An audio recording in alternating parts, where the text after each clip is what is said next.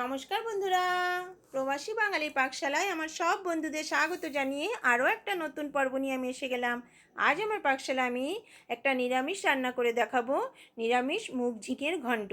এই নিরামিষ মুগ ঝিঙে আমি কিভাবে আমার পাকশালায় তৈরি করি সেটাই আজ আমি তোমাদের সঙ্গে শেয়ার করব। তার জন্য আমি সবার প্রথমে নিয়ে নিয়েছি ঝিঙে। আমি এখানে 1 কেজি ঝিঙে নিয়েছি, একটা বড় সাইজের আলু, কাঁচা লঙ্কা, আমি দেবো এখানে রোস্টেড মুগ ডাল, ফোড়নে আমি দেবো জিরে, তেজপাতা, শুকনো লঙ্কা, টমেটো, কাঁচা লঙ্কা আর স্বাদ অনুযায়ী নুন, হলুদ, সামান্য আমি জিরের গুঁড়ো দেবো। রান্নাটা অবশ্যই আমি সরষের তেল দিয়ে করবো। সবার প্রথমে আমি মুগ ডালটাকে শুকনো খোলায় নেড়ে নিয়েছি।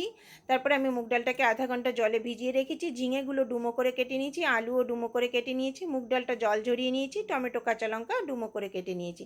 সবার প্রথমে আমি 2 টেবিল স্পুন তেলে, সরষের তেলে জিরে, তেজপাতা, শুকনো লঙ্কা ফোড়ন দিয়ে, শুকনো লঙ্কার যখন সুন্দর একটা গন্ধ বেরোবে আমি ডুমো করা আলুগুলো ভেজে নেব।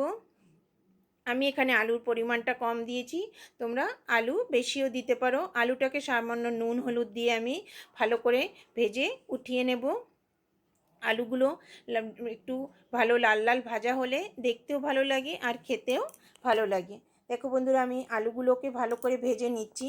নিয়ে আমি ভাজা আলুগুলোকে উঠিয়ে নিয়ে ওই তেলেই আমি যে মুগ ডালটা ভিজিয়ে রেখেছিলাম জল ঝরিয়ে নিয়ে মুগ ডালটা আমি ভেজে নেব। সামান্য মুগ ডালটা ভেজে নিয়ে তারপর আমি ডুমো করা যে ঝিঙেগুলো নিয়ে নিয়েছি ঝিঙেগুলো আমি দিয়ে দেব। মুগ ডালটা একটু বেশ ভালো করে ভেজে নেব, তবে খুব বেশি লাল করব না। রান্নাতে মুগ ডালটা গলেও যাবে না, আবার কাঁচাও থাকবে না। দেখো বন্ধুরা, আমি ঝিঙেটাকে এবার দিয়ে ভালো করে মুগ ডালের সঙ্গে নেড়ে নেব। তারপর এক এক করে আমি নুন হলুদ সব দেব। আলু তো আমি আগেই ভেজে উঠিয়ে নিয়েছি। ঝিঙের সঙ্গে মুগ ডালটাকে কিছুক্ষণ নেড়ে নিয়ে তারপর আমি নুন হলুদটা দেব। আমি একটু সময় ঢাকা চাপা দিয়ে দেব। ঝিঙের থেকে একটু সামান্য জল বেরোবে, তারপর আমি নুন হলুদটা দেব। তবে নিচে থেকে যেন লেগে না যায়, তার আগেই ঢাকাটা খুলে দিতে হবে, কারণ আমি এই রান্নাতে একদম জল দেইনি এখনও। দেখো বন্ধুরা, আমি স্বাদ অনুযায়ী নুন আর হলুদ দিয়ে দেবো। তার সাথে আমি একটা মিডিয়াম সাইজের টমেটো ডুমো করে নিয়েছি, 3টে চেরা কাঁচা লঙ্কা দিয়ে আমি একটু সামান্য জিরে পাউডার দিয়ে দিলাম। আমি এখানে 1/2 টিস্পুনের মতন জিরে পাউডার দিয়েছি। তোমরা জিরে পাউডারটা যারা পছন্দ না তারা স্কিপও করতে পারো। খুবই হালকা একটা রান্না, কম মশলায় কম তেলে। দেখো আমি জিরে পাউডারটা দিয়েছি, যাদের জিরে পাউডারটা পছন্দ না তারা জিরে পাউডারটা না দিলেও রান্নার স্বাদ কোনো ফেরবদল হবে না। দেখো এবার আমি বেশ কিছুক্ষণ কষিয়ে নিয়ে আমি ডুমো করা আলুগুলো দিয়ে আমি কখনো ঢাকা চাপা দিয়ে কখনো ঢাকা খুলে আমি কষিয়ে নেব।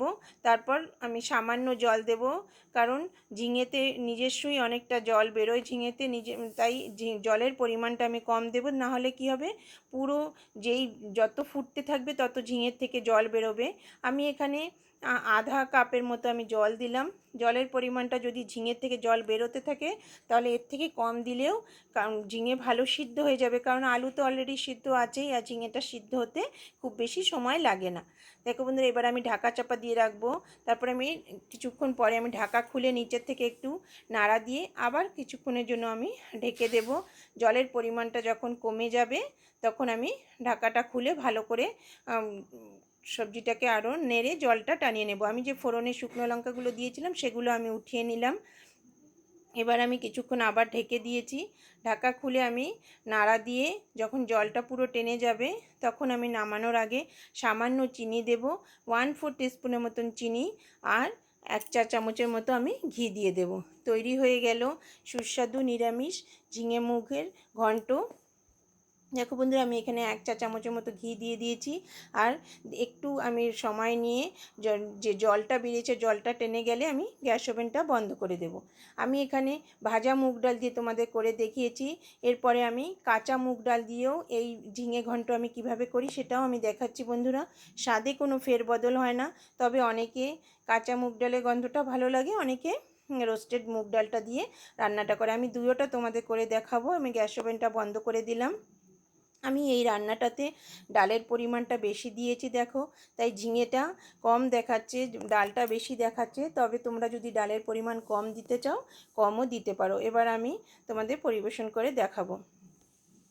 এবার যে আমি মুগ ডালটা দিয়ে রান্না করে দেখাবো, কাঁচা মুগ ডালটা দিয়ে আমি আমার পাকশালা কিভাবে তৈরি করি, সেম পদ্ধতিতে কোনো পরিবর্তন নেই।